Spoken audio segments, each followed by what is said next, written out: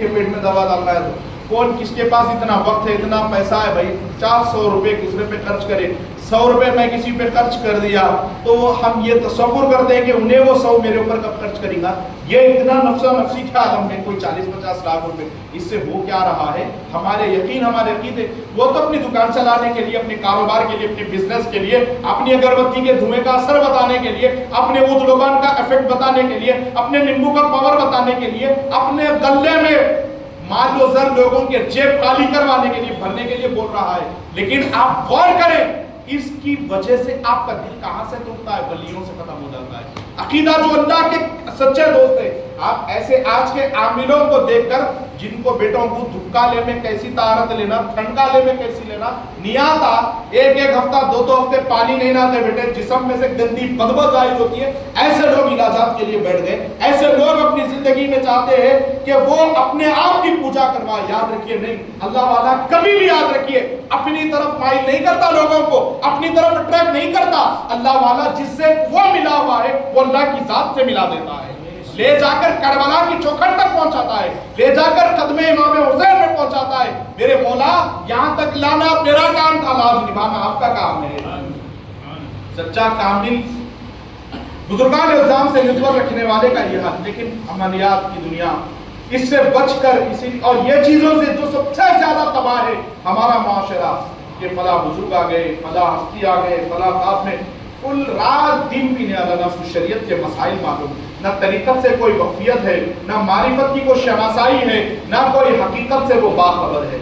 हर जगह से तीनों आइन से पैदल लोग गद्दियां सजा कर बैठ गए, इल्म से, अमल से, खर्च। पहले क्या करते थे? साहब ऑटो चलाते थे, अब क्या कर रहे हैं? बाबा बन गए, साहिब बन गए। पहले क्या करते थे? नमक मिर्ची डाल के बावर्ची थे, अब क्या बन गए? साहिब बन गए। पहले क्या करते थे? चबूतरे आबाद करते थे, एक चाय में 5 जने लड़ के पी लेते थे, अब क्या कर रहे? अब साहिब बन गए। नहीं, बीच अदर याद रखिए आ जाता है, ना इधर का ना उधर का ले जाकर वो ढकेल देता है जहन्नम में। आपका अकीदा यकीन खराब हो गया एक मर्तबा, तो फिर याद रखिए आप मरते वक्त कोई रास्ता नहीं है। आप जिस तरीके से, जिस गुमराही में आप जिंदगी गुजारेंगे, आपका मरते वक्त वही हश्र होगा, वही हाल होगा, वही हालत में आपको मौत आएगी जब कलमा पढ़ाने वाला। जब नहीं आते साहब, रात में 2 बजे फोन करिए, फला कोई बुजुर्ग को, साहब को, जगने आलम को नहीं, रात में तबियत खराब हो रही, बोलो तो ठीक है मैं देख लेता हूँ, सो जाते। उनको उनकी नींद, उनका आराम पसंद है। बहुत कम लोग हैं मोहतरम सामीन इकराम जो अपना सब कुछ कुर्बान करके मखलूक की खिदमत करते हैं। यह सबके बस की बात नहीं है, बच्चों का खेल नहीं है। लोगों की खिदमत के लिए बैठ जाना, आज कारोबार के लिए बैठ गए, खिदमत कब कर रहे हो रहे, 10-10, 20-20 के टोकन लगा दिए, 50-50 रुपए की तावीज का धंधा चल रहा आपका, ये और बात है। लेकिन याद रखिए आप, हर एक के नसीब में खिदमत कल्ब फी सबीलिल्लाह करना, मखलूक का दर्द जानकर, उसकी तकलीफ समझकर, ये हर एक के हिस्से में नहीं आता। ये कौन सी बात है?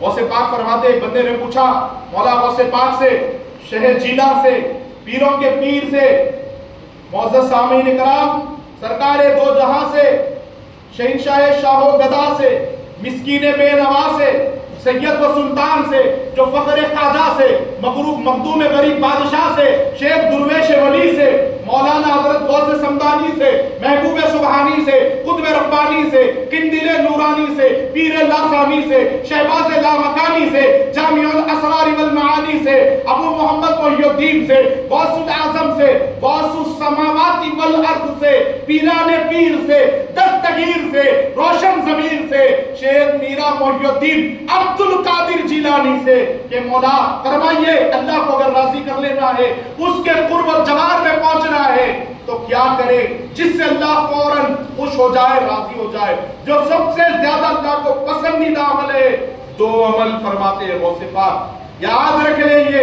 एक भी अमल अगर आप करने में कामयाब हो गए, कुछ और हो ना हो नसीब, याद रखिए बगदाद जरूर व जरूर आपके ख्यालात में होगा, बगदाद जरूर व जरूर आपके तसव्वुर में होगा। रहती है गौसे पाक की मुझ पर सदा नजर, करता हूँ रोज ख्वाब में बगदाद का सफर। ये चीज, ये कैफियत पैदा हो जाएगी। 11वीं करने वाले गयूर मेरे मुसलमानों भाइयों, इस अज़्म के साथ, इस जज्बे के साथ उठो, अब घर को जाऊंगा, मेरे घर में मेरे पहुंचने से पहले पिराने पीर का करम दाखिल होगा।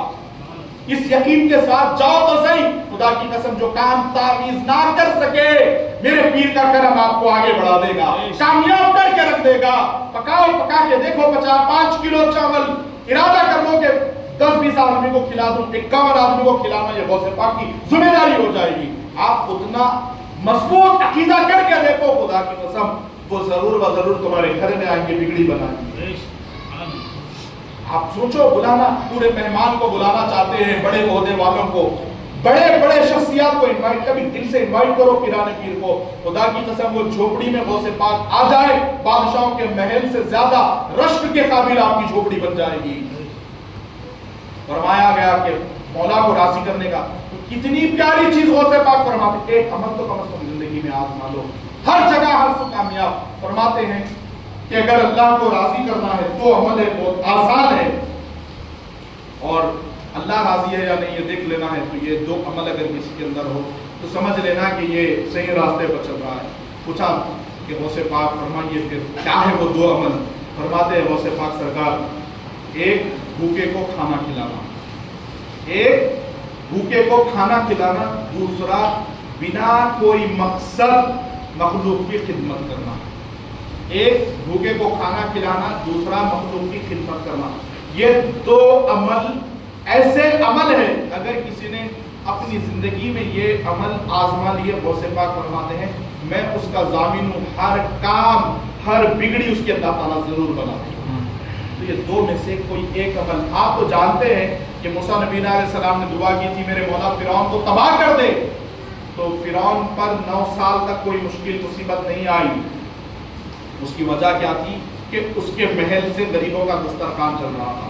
موسیٰ نبی علیہ السلام نے پوچھا میرے مولا میں نے دعا کی کہ اس کو تو تباہ کر دے، اس نے تیری ذات پر، تیری ربوبیت پر، تیری توحید پر حملہ کیا ہے، انا ربکم الاعلی کہا ہے، میں رب اعلیٰ ہوں، اس کے باوجود تو اتنی مہلت دے رہا ہے۔ اللہ تعالیٰ فرماتا ہے موسیٰ اس جگہ پر میں اپنا عذاب کیسے نازل کر دوں جہاں میرے غریب مخلوق کا دسترخوان چل رہا ہے۔ تو اتنی بڑی فضیلت ہے کسی بھوکے کو کھانا کھلانا، کسی کے ساتھ حسن سلوک کرنا، اور مخلوق کی بنا مفاد خدمت کرنا، ہر جگہ پر یہ کامیابی کا سبب بنتا ہے۔ تو یہ چیزوں سے، چکروں سے ہم نکل جائیں کہ پیٹ میں دبا ہے، فلاں پریشانی ہے تو کوئی کسی نے کچھ کر دیا کروا دیا، نہیں، اپنے اعمال کی گندگی کی وجہ سے بھی کچھ چیزیں ہم پر مسلط ہوتی ہے۔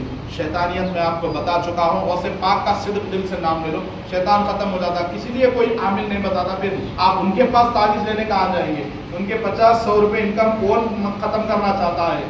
ارے بھائی یہ سب دنیا کے کاروبار ہے، دنیا کے دھندے ہیں، دنیا داروں کی یہ بٹے بازیاں ہیں، جس کے اندر آج عام بھولی بھالی معصوم مخلوق کو نہیں پھنسنا چاہیے۔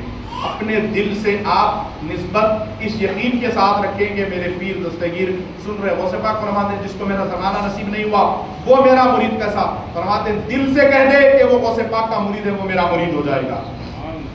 تو اتنے انعامات کی بارش غوث پاک سرکار نے کی، اور آپ یہ تصور نہ کریں کہ وہ اس دنیا میں موجود نہیں، غوث پاک آج بھی ہمارے پاس ایسے ہی موجود ہے جیسے حیات میں موجود تھے۔ نگاہ کا فرق ہمارے پاس ہے، ان کے نہیں، وہ تو آج بھی اپنے غلاموں کو جلوہ دکھاتے ہیں، آج بھی لوگوں پر کرم فرماتے ہیں، آج بھی وہ لوگوں کو بغداد بلا رہے ہیں، بغداد بلاتے ہیں، گھر بیٹھے بھی دیدار کراتے ہیں، وہ تو وہ شان کے مالک ہے۔ پاور ہماری آنکھوں میں نہیں، ہم کیا دیکھ رہے ہیں؟ اسرائیل کے بنائے ہوئے ایپس کے نشوں میں گم ہیں۔ ہم آج کون سی چیزوں میں ڈوبے ہوئے ہیں؟ ہم یوٹیوب کے غلام بنے ہوئے ہیں، ہم فیس بک کے، انسٹاگرام کے دیوانے بنے ہوئے ہیں۔ دیوانے بن کے تو دیکھو غوث پاک کے، یاد رکھیے یہ وہ شمع ہے جو ہر پروانے کو شمع جلاتی ہے، یہ جلانا نہیں جانتے ہیں، جلے ہوئے کو ابھارنا جانتے ہیں، ڈوبے ہوئے کو تیرانا جانتے ہیں، مرے ہوئے کو جلانا جانتے ہیں۔ یہ وہ شان والے آقا ہیں ہمارے۔ تو معزز صاحبین کرام، وقت کافی ہو چکا ہے اور ایام عرس قریب ہے سرکار سیدنا احمد باد پاک کا ایک واقعہ عرض کر کے ختم کر دوں گا۔ ایسے ولی ہمارے پاس فسلان سر میں آرام فرما رہے ہیں کہ جس کی ولایت سے دنیا بہت زیادہ طریقے سے بے خبر ہے، سرکار سید احمد باد پاک رضی اللہ تبارک و تعالیٰ